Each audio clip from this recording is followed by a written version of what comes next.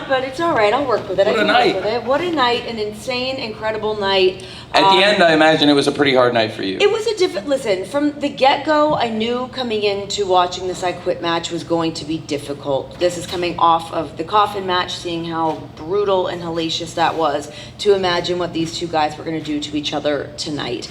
Obviously I was able to see John before I walked in here. He's in rough shape. He is bleeding all down his arms from the fish tank that got him bad. But he's standing. He's here. He's, it is what it is. It's part of my job, is accepting what happens in that ring. Well, it was one of the greatest pay-per-views of all time, and I'm very grateful to both of them and everyone on the show for what they did to sacrifice their bodies to make what I thought was probably our best show. Yeah. Let's talk about the crowd in St. Louis tonight, because my goodness. They were loud, they were with it. I mean, you guys really showed up. Where does St. Louis rank for you in terms of a great wrestling city? Yeah, thank you for asking, Renee. St. Louis is one of the greatest wrestling cities. I think it's a worldwide mecca of pro wrestling, and I was so proud that we had this event here. I thought we surpassed what was even a great debut pay-per-view last year with Dynasty, and coming in, it's, pretty hard to top such an incredible show, and I thought we absolutely lived up to the standard we set when we debuted here. I think this is one of the top wrestling cities in the world, and it has been for many, many, many decades. There's a great tradition of pro wrestling in the city of St. Louis. It goes back many years. It's a real honor to be able to promote wrestling here in the city where Sam Mushnick promoted professional wrestling. It was a real honor to have the wife of the late great Lou Thez, Mrs. Charlie Thez, here in the venue tonight. And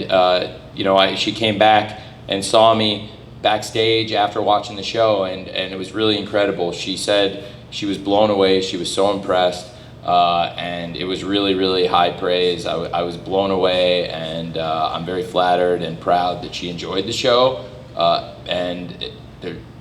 think that embodies the spirit of the city and the tradition that we were able to transcend so many generations of wrestling and have Mrs. Thez, who's seen so much wrestling.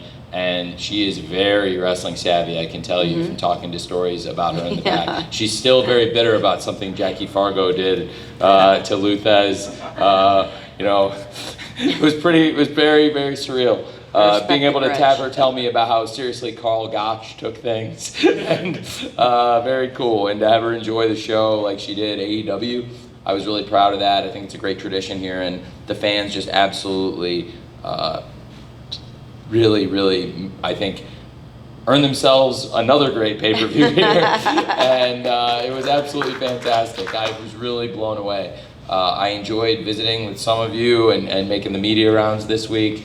I don't think I've ever done more in-person media in 1 week for a pay-per-view. I was just about everywhere. Some of the guys were out eating dinner last night, and they said, yeah, we looked up in the bar on TV, and you were on TV promoting the show.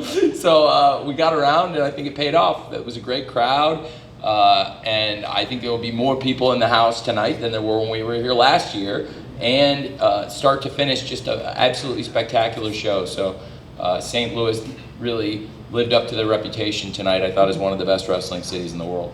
Thank you. Yeah, any questions for Tony Khan? Oh, we got a few, everyone. We're lively now. Here we go. Sloan Kettering, Sucio Boys Podcast, CDB Multimedia. With this being a event in the Midwest, you being a Midwest guy, we're both from the same town, Champaign, Illinois. What high school did you go to? Central. Really? Class of 02. That's okay. Not that far apart. Yeah. Will you consider bringing events sort of like this to I don't know what they call it now, Assembly Hall? They changed the name. I've done 2 shows there. Actually, we did one before the pandemic, one of the first episodes of Dynamite in 2019. And then I was back just last year. We did the first show after All In was in. Well, I live in Oakland now. So okay. I'm just home for this because I got a press pass for this. We actually were in Champaign last year for Dynamite, and it was great. My thing is, will you bring a pay-per-view to Champaign? Oh, that's very interesting. A pay-per-view in Champaign. Mm-hmm. Well, I don't know. I've never even... To be honest, I haven't thought of that. It was a dream come true to bring Dynamite there, because we never, when I was growing up in Champaign, and when we were growing up in Champaign, we never had that. We would get house shows, and we had some nice things. But no, you're right. We never got, the pay-per-views.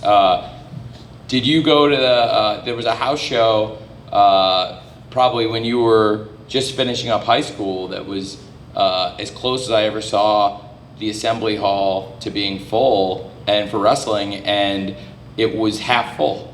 It was Steve Austin and The Rock. That's the biggest crowd I ever saw there. The biggest crowd? The most crowd I ever saw there was a half full building for a show with Steve Austin and The Rock on it. With Steve Austin versus Kurt Angle and Chris Jericho versus The Rock. I was there and it was half full, and that's the most people I ever saw in the building.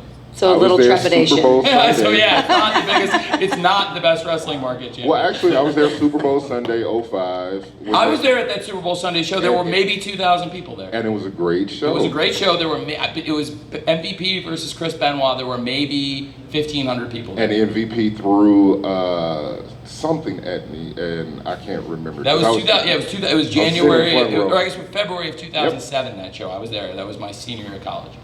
Yeah. Yeah, but anyway, it's great to talk Champagne wrestling matches. I would like to bring the show back to Champagne at some point. We've done 2 episodes of Dynamite there.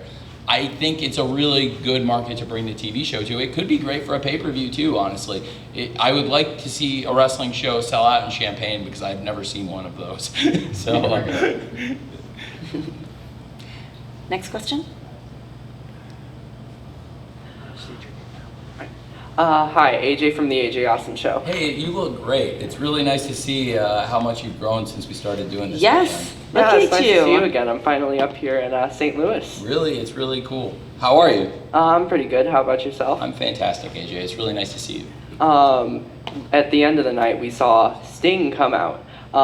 Is this just going to be a one-time return, or are we going to see him back? And how did this come along with getting him to come here tonight? Well, Sting's still a huge part of AEW, and he's still a big part of the family. He's been out away from AEW on screen, but we've still seen Sting, and he even visited us in Philadelphia. We did something off screen with Sting, but this is the first time we've seen Sting back on AEW TV since Revolution, and it was a really great moment. And it was very, very, very awesome for all of us to see Sting backstage and have him back appearing in the ring in AEW. But we did get to see him in Philadelphia. He was actually at the show just about a month ago, and we did a tribute to one of his mentors, the late great Hot Stuff Eddie Gilbert. And I thought that was really, really cool. And I had talked to Sting about coming back for something special like this, and he was always open to returning to AEW, especially if Darby ever needed anything. The connection between those two is really special. It's a real thing. And I have to say, when I first introduced the two of them, when Sting was interested in returning to wrestling, who would have ever thought what the partnership could yield? That they would have gone on this run. They would have the greatest tag team run ever in AEW. They had an undefeated record, but they also built a bond that is really special inside the ring, really special chemistry inside the ring, but also outside of the ring. It is a really close bond. Those two are very close. There's no show business at all to it. It's a really authentic thing. So if Darby ever needs anything, anywhere, any place, anytime, he can depend on Sting. So I think for him, if there was ever a question Darby might be in trouble, he was not going to hesitate to step in. And especially when the odds were against Darby, there were all these people, and Darby's fighting this incredibly brave battle against the odds. I never questioned Sting would be there to help him. But it's always good to see Sting. We had a really nice visit with him earlier, like I said, last month, but it was under very, very different circumstances than this. So this was really cool to see Sting back in action. Thanks, AJ, and it's nice to see you. Nice to see you again. Thanks, buddy. Next question for Tony. Hey Tony, DC Hendricks here for BodySlamNet. My first AEW show, Really? live. Thank you. So very well done. Good hat. Very. Did you get that here today? I did today. It's a My beauty. first show. I had to do something. I love it. I really appreciate that you liked it. I'm glad you enjoyed your first show. Thank you. I did Thank a lot. you. Thank you. I will say though, my inbox was blowing up from people talking about Amazon Prime went out during the main event. I don't know if you were aware of that, Yeah. and could you address that for them? Yeah, it's something out of AEW's control. It was a technical problem with the Amazon delivery. I think our other streams were unaffected. It was something with their systems internally there. It does remind me to some extent of what happened earlier this summer with Death Before Dishonor, because to be honest, those are two of my favorite pay-per-views of the entire year. I think it was also a start to finish a perfect show, and I remember walking into the Scrum with the exact same feeling in the sense of I thought the show was perfect. I thought the wrestlers delivered, the crowd delivered, and the whole team backstage and in the ring delivered. And I was so proud of everybody in AEW. And there was just this technical thing completely out of our control with a streaming provider.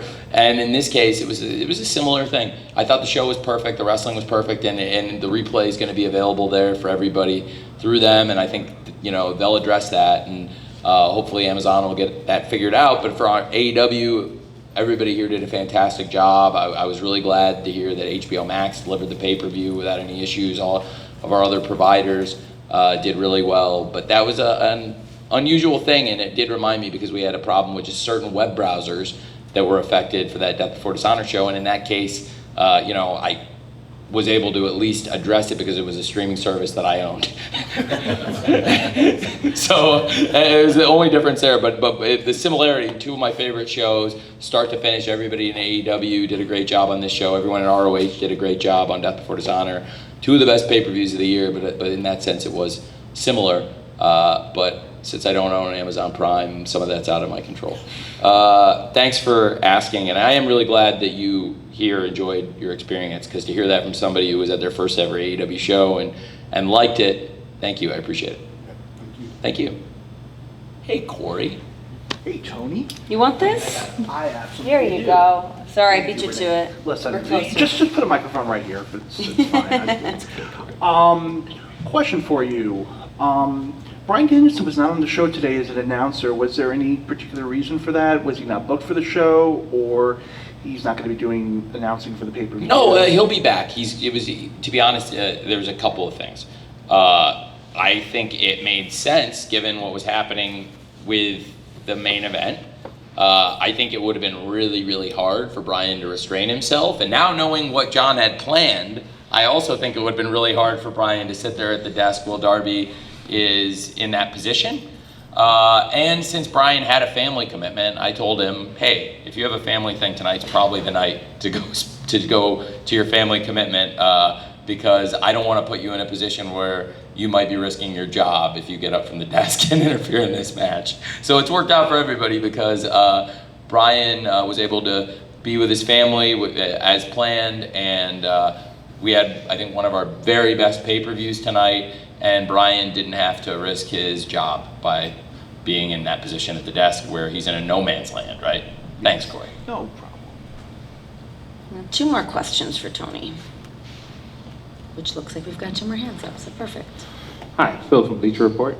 You're kind of in an unprecedented place right now with Konosuke Takeshita as the IWGP World Heavyweight Champion. How does that impact your partnership with New Japan, and is there any plans to host another cross-promotional show during Wrestle Kingdom weekend? Well, that's a great question. As it stands right now, because I think Wrestle Kingdom this year will be more focused on one event, and also there's such a huge thing happening there with President Tanahashi's retirement, that I think people are all focused on the night of Wrestle Kingdom and the success they're having, which is really, really exciting to see, and I'm very happy about it. I think there's a lot of great momentum, and I think Takeshita winning the championship can be good for all of these promotions, for AEW and New Japan Pro Wrestling, even his original home promotion of DDT, where he first came to AEW from. Now he represents multiple promotions, but make no mistake, Takeshita is an AEW wrestler. He's an AEW guy, and we're all really, really proud of him. And to have Takeshita return under such auspicious circumstances after accomplishing something that we know meant so much to him. It's a really big deal, as you know, man, for Takeshita. I know you're a student of wrestling, so firsthand, I know you know how much this means to him to capture that championship. Whenever somebody captures a world championship in their career, it's a huge moment in their life, in their, in the case of Takeshita, it represented it was a very sweet victory for many, many reasons for Takeshita to prove that I think he belongs at the top of the heap, but also now for him to come back here and to be able to stand next to Kazuchika Okada and wear that championship belt. And Okada did not seem fazed by it at all, but I think you saw it on his face when he did, whether it was accidentally or not, when he did knock Takeshita down. It was interesting to see Okada's reaction. He said I'm sorry, but I don't think he was particularly sorry. And based on the gesture he gave when he said it, I don't think it was very sincere. Is a very, very, very, very, very cool thing to have Takeshita capture the IWGP World Championship, and none of us take it lightly. We were all really proud of him, and for him to come in and to be in such a unique position, teaming with the AEW Unified Champion, a former AEW, somebody that I have to say, when we first started this, I never would have dreamed Okada would be in AEW. It's really unthinkable, and I was really sad this past week to bring up another great wrestler who has competed in New Japan Pro Wrestling and been at the top of the profession. When we had Kota Ibushi go down to injury earlier, just last week, what a terrible thing. Kota Ibushi's such a great, great wrestler. I was so proud of the return he made, and to have Kota Ibushi come into AEW and make this kind of comeback, I thought that was really special. To have Kota Ibushi have the kind of match he had at Dynamite 300, I thought that was incredible, because when we started AEW, I never would have dreamed either one of those wrestlers would be in AEW, Kota Ibushi and Kazuchika Okada. And to have that be the Dynamite 300 main event, I was so happy with it. And then the quality of the match was so outstanding. It was such a great main event for the 300th Dynamite, with two people you never would have thought in the first Dynamite would ever step in an AEW ring, probably. And I was really sad to see Kota Ibushi go down for many, many reasons, but he had made a really, really great return to pro wrestling. I thought it was a really great story this year, and I was sad to see Ibushi go down. But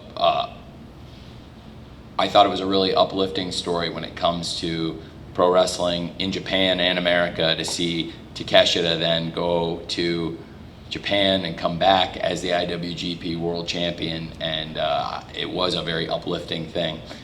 I'm very happy for him, and I think it is a very unique situation. He's in a unique position, and certainly now within the Don Callis family, there are so many great champions, but it was very noticeable, the animosity between Okada and Takeshita within the match. And I think every time those two even look at each other, every time they exchange glances, you get really big reactions from the crowd. I think that's really something compelling and interesting. On their individual merits, I think they're two of the very best. But to reiterate what I was saying when Brodito were up here, I thought it was really telling the way Okada and Takeshita treat each other compared to the way Bandito and Brody treat each other. And so in that sense, I think that was uplifting for the fans to see. For Takeshita, he's somebody that joined AEW in Daly's place, and he's been with us a long time. Even though he wasn't here at the very beginning of AEW, Takeshita came into AEW at a time when we were all spending time together in Daly's place and in the bubble, and he's really, like, in my opinion, even though he wasn't at the beginning of AEW, in America, he's gotten all this TV experience in AEW. He feels like an AEW homegrown person, even though he had great experience before he came here. So to have somebody that came from our locker room, somebody that came up in Daly's place and worked his way up, somebody that I believe debuted on Elevation and worked his way into the shows and worked his way into main event spots and worked his way into becoming the AEW International Champion, and now has become the IWGP World Champion. It's a really, really cool thing. I also, to be honest, when you asked about having a wrestler from here winning the IWGP World title, I also thought it was really cool when Jon Moxley won the IWGP World title. I went to Chicago and I watched it with Renee, and it was really great, and it was a great moment, and I was really proud also to have a wrestler who was with us at the very beginning of AEW, somebody, although definitely you wouldn't say Jon Moxley's a homegrown star because he had built a worldwide reputation and been a world champion before he came here. So it was cool to have somebody that was with us at the beginning and to see Jon accomplish that, because Jon became the first wrestler, and he may be the only wrestler ever when it's all said and done to win the AEW world title, the WWE world title, and the IWGP world title. And I thought that was so cool, and I still think that was amazing. But it was really, really cool now to have somebody that came up in AEW and had their first American TV experience here and really grew to become a big star in front of these fans' eyes, win the IWGP world title. It was really great. So thanks for asking. Last question? Matt Brandon, Slow Burn Pro Wrestling Podcast, Barn Media Group. I want to stick with the Takeshita thing. Obviously, he's doing special stuff right now. Obviously, there's also some fantasy booking going on for a lot of people out there. So number one, how quick do we get to see Takeshita and Okada? Number two, how does IWGP versus AEW World Champion sound? Well, it'd be interesting at some point. I mean, that would be a very interesting thing. I think, to be fair, Geto and the team, President Tanahashi, we'd all have to talk. And I certainly have no control over what the IWGP World Champion does in New Japan Pro Wrestling, but Takeshita is a big part of our roster, and he's definitely in our plans in a major way. I think something to keep an eye on, you asked me about Okada, we have to see, because after Bandito picked up the huge win tonight, I'm very excited about Bandito versus Okada, and then see what happens coming out of that. Now, obviously, we all know Takeshita and Bandito one-on-one had one of the best, and it's all opinions, wrestling's all opinions. I thought that was one of the best matches of the year at Supercard. What a phenomenal world title match. And so I think we got to see what happens now when Bandito wrestles Okada one-on-one, and what the result of that is, because Okada is having a phenomenal year, Bandito's having a phenomenal year. Each of them has now picked up a win over each other, and Bandito's carrying a lot of gold, Okada's carrying a lot of gold, and especially under these unique rules with no outside interference, knowing this is going to be an awesome one-on-one wrestling match. I cannot wait for that. So Okada has his plate full this Wednesday night on Dynamite with Bandito, and I think Takeshita is going to be watching that one very closely. These are probably, if I had to guess, and he guards himself well when it comes to Okada, but just based on facial expressions and reactions, I would guess that Bandito and Okada probably are two of Takeshita's least favorite people. So he is probably going to be hate watching that one and rooting for them both to get hurt. But I think it's definitely a very interesting situation to keep an eye on. Thank you, man. Awesome. This was so great, Renee. This was great. A huge congratulations to you. Another successful AEW pay-per-view under our belts. We did it again. We get to move on now. Move on to Dynamite next week. I love it. I had such a great time here. I really appreciate you all being here. Again, I thought it was one of the best shows, and the city of St. Louis really turned out. The fans were so loud and proud, and I was really glad to see how excited people got for this pay-per-view. It was great getting around and visiting so much of the media and hearing firsthand from all of you how pumped you were about this show. What a great wrestling town. Thank you for keeping the tradition of awesome pro wrestling in St. Louis alive. What a nice surprise to see you, AJ. Awesome. You are growing into being an awesome young man, my friend. Thank you. And Renee, congratulations, buddy. You did it again. We did it again. We did it again. Have a good night, everybody. Okay. Thank you for See you guys. coming out. Get home safe.